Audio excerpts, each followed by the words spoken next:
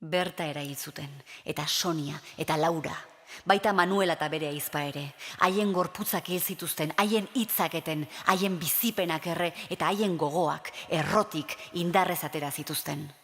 Amak, amonak eta izebak erail zituzten, auzokoak eta lagunak, lengusinak eta ilobak, emazteak eta maitaleak, eta guztiak bere horretan jarraitu zuen.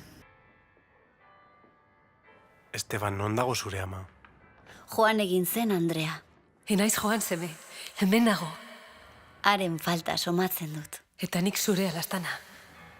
Inguru aldea goitik bera harakatu genuen, senide eta lagunei galdezka. Ondoren, hiriko bazter guztiak miatu genituen gau eta egun eta ezerrez. Ama, Nik nuen ara joan nahi. Bertan agertuko zen susmoa nuen, eta lasa izan zen. Antze zegoen nire alaba.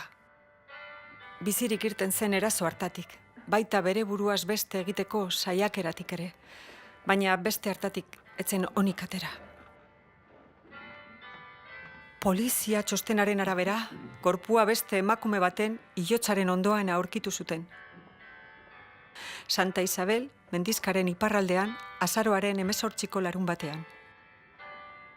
Bi emakumeak itotxeraino hil zituzten.